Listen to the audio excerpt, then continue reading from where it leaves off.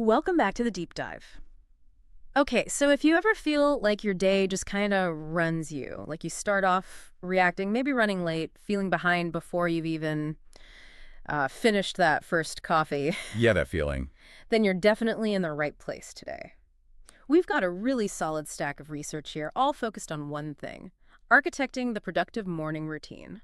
And that's exactly our mission. Yeah. We're going to skip the fluffy generic advice you always hear. Right. We're pulling out the specific um, actionable steps and the psychology behind them, Right. from these sources. Yeah. The goal is to show you exactly how to build a morning that creates focus and energy, not just like hope it shows up. And the core idea, the thesis that runs through all this material, it's actually pretty powerful. It says a productive morning. It's not luck. It's not something you're born with. Mm-hmm. Built. It's a system, right? Yeah. Deliberately built from small daily habits. And the sources suggest that the intention you set in those first, say, 2 hours Yeah. can actually shape your mood and productivity for like the next 12 hours. It makes sense biologically, too. Mornings are generally your peak cognitive time. Your brain's rested, hopefully, totally. and your cortisol levels, which help with alertness, they're naturally on the rise. Mm-hmm. So if you harness that initial energy, before the day's noise rushes in, Before the emails attack. exactly, that's the difference. You shift from being reactive to being proactive. And people who really nail this, they see real gains, better self-discipline, focus that actually lasts. Okay, let's unpack this then, because the thing that really jumped out at me from the sources was this consensus. A great morning actually starts the night before. Yes. Which sounds counterintuitive, but it's not just setting an alarm clock. It's like preparation as prevention. Preparation eliminates friction. That's the key idea. Yeah. The night before is your chance to automate some decisions. So your morning brain, the rested one, doesn't waste energy on trivial stuff. Yeah. Decision fatigue, it's a real thing. Okay, so what kind of simple setup steps are we talking about? One piece of research really highlighted 3 quick things. First, plan your outfit completely. Get rid of that morning scramble. Yep. Saves mental energy. Second, tidy your workspace. A clean desk when you start. Apparently that's a huge psychological cue for order and focus. It absolutely is. And third, sort of prime your brain by writing down maybe the top 1 or 2 goals for the next day. Not the whole plan, just the headlines. exactly, just clarify them. It sort of tells your subconscious what to mull over while you sleep. It's surprisingly effective. And that flows right into sleep discipline itself. The sources, they are really strict on the screen rule. Oh, yeah. Non-negotiable almost. You got to switch off all digital devices, phones, laptops, tablets, at least 30 minutes before bed. An hour is even better. And it's not just about willpower. There's biology here. That blue light, it actively messes with your melatonin production. Melatonin, the sleep hormone. The sleep hormone, yeah. It signals to your body, hey, it's time to wind down. Blue light basically hits the brakes on that signal. So you take longer to fall asleep, and the sleep you get isn't deep or restorative. So instead of scrolling through, bad news or social media. And frying your melatonin production. Right. The advice is to switch to something genuinely relaxing, not stimulating. Maybe some light stretching, a few minutes of quiet breathing, reading an actual book. It's about creating a transition, like a buffer zone for your brain, not just slamming the off switch. That calmer transition means when the alarm does go off, you're starting the next phase, physical ignition, with a full tank, mentally speaking, not running on fumes. Okay, physical ignition. I like that. Let's talk about that moment the alarm actually rings. Because if you can beat the snooze button, apparently you're already way ahead of the game. Way ahead. The psychological win from just waking up a little earlier, even 15 minutes, it's huge. You immediately feel more in control, like you own your time instead of it owning you. Reduces that cortisol spike, the stress. Right out of the gate, yeah. And I saw some pretty direct advice on this. Put the alarm across the room. The classic. But it works. You physically have to get up to turn it off. That small physical act, it breaks that inertia, doesn't it? It does. It initiates momentum. Yeah. And once you're standing, the next tiny step is just opening the curtains or blinds. Immediately. Why immediately? Light. Even if it's still dim outside. Light signals to a specific part of your brain, the suprachiasmatic nucleus, if you want the fancy term. Okay. It basically tells your internal clock, daytime has started. Reinforces that natural wake-up cycle, your circadian rhythm. So you've beaten the snooze, you've let the light in. What's next? The research seemed unanimous on this one. Hydration. Absolutely critical. Yeah. Think about it. You've gone maybe 6, 7, 8 hours without any water.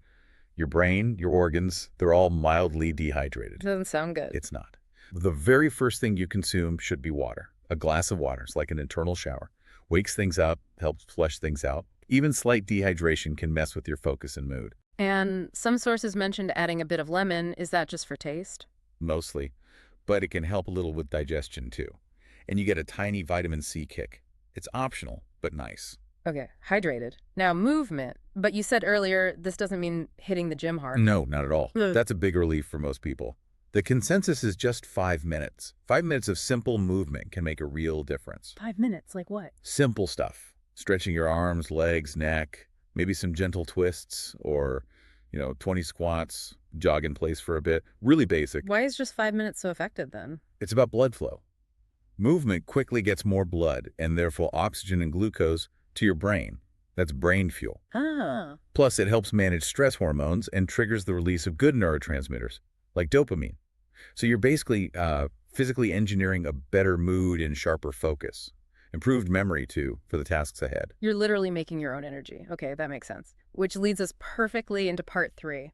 Fueling and focus. Move the body, now fuel it. And skipping breakfast. Identified across the board as a major mistake. Really? Even if you're not hungry? Yep. You're essentially asking your body and brain to perform without fuel. It almost always leads to a crash later, usually mid-morning. Then you feel sluggish, make worse decisions. Okay, I get it. So what's the ideal breakfast look like, according to this research? Balance is the key word. You want sustained energy, not a quick sugar rush followed by a crash. So that means protein and fiber are pretty much essential. And keep it relatively light. Got any examples? Sure. Things like scrambled eggs with whole wheat toast and maybe half a banana. Or oatmeal with some fruit, maybe nuts or a drizzle of honey. Yogurt with nuts is good too. It's about stable blood sugar. And I like this detail. If you drink coffee or tea, slow down. Yes. Don't just chug it standing by the sink. Actually sip it, enjoy it. It helps anchor you in the moment, right? Before the day pulls you in a million directions. Exactly. A moment of presence. Then, after fueling the body, you fuel the focus. The sources strongly suggest taking just 5 minutes after breakfast. Sit down specifically to plan the day. Wait, but didn't we already write down goals the night before? Is this different? Sounds like a lot of planning steps. It's slightly different. It's refinement and strategy. The night before goals were like placeholders, broad strokes. Okay. This 5-minute session is where you confirm the top 3 actionable priorities for today. It's quick, focused planning. And doing this actually saves time later. It stops that, okay, what should I be doing now? Paralysis. That wandering feeling. Precisely. And interestingly, the research noted that physically writing these down, like on paper, it tends to stick better in your memory than typing. Plus, checking things off a physical list feels more satisfying somehow. That tactile thing. Okay, makes sense. So moving into part 4, this is mindset, environment, and growth.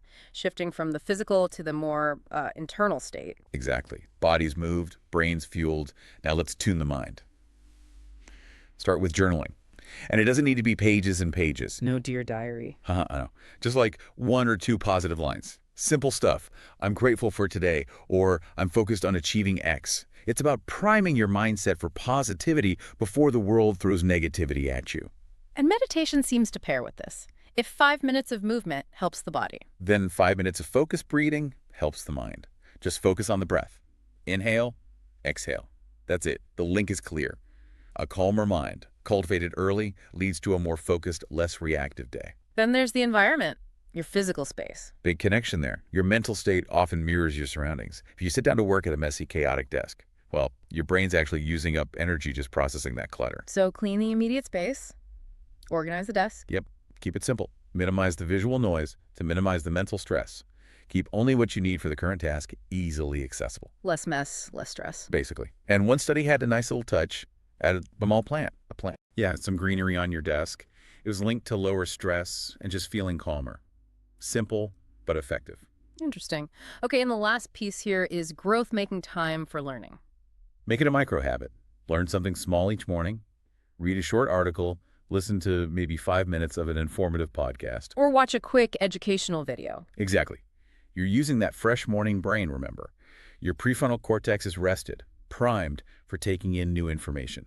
It keeps you sharp, grows your knowledge base bit by bit before the day's distractions fully kick in. Okay, so we've built this, ideal routine, step by step. But routines can fall apart pretty easily when life happens. So, part 5. Avoiding pitfalls and staying consistent.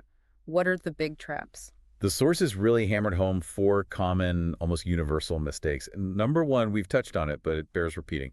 Checking your phone immediately when you wake up. That's the big one, isn't it? The enemy of the proactive morning. It's like instantly giving away control. The second you look at that screen, your brain fills with other people's agendas. Emails, news alerts, notifications, social media. You switch immediately from being the driver of your day to just reacting. Puts you on the defensive right away. What are the other three? More behavioral. Skipping breakfast, we covered why that's bad. Staying in bed too long, the snooze button addiction. Guilty. Sometimes. We all are sometimes. And finally, rushing. Starting your day in a frantic rush just injects anxiety from the get-go. Leads to silly mistakes, forgetting things. Okay, so how do we deal with that feeling, when the alarm goes off and you just feel lazy? You don't want to do the routine. We wait for motivation. That's the trap. The advice is clear. Don't wait for motivation. It might not come. Oh, source force it. Not exactly force it, but understand this principle. Movement creates motivation. Action comes first. Motivation is the reward you get after you start, not the thing you need before you start. Ah. Yeah. Okay, so if you feel lazy. Take the smallest possible action. Just sit up in bed. Then maybe swing your legs over the side. Drink that water. Open the blinds. Even tiny things like brushing your teeth or making your bed, they count as micro wins. They signal to your brain, okay, we're switching to active mode. The energy tends to follow that initial step. Movement creates motivation. I like that. Okay, final piece. Consistency versus flexibility. This routine sounds great from Monday to Friday, but what about weekends? Do we have to be robots? Does sleeping in wreck everything? Good question. It's a balance. The research cautions against rigid perfectionism. The routine should serve you, not the other way around. Ew. So weekends, yeah, sleep in an extra hour if you need it. Don't feel guilty. But try to maintain the core habits. Food, sure. The non-negotiables. Still hydrate first thing. Still do some light movement, maybe a walk instead of squats. Still eat a decent breakfast. Keep the foundations. Weekends can be slower, more relaxed, definitely. Just not completely structureless or lazy. Otherwise, Monday morning feels like hitting a brick wall. Okay, so if we pull this all together, connect this deep dive to the big picture. The core messages. Prep the night before to reduce friction. Yep.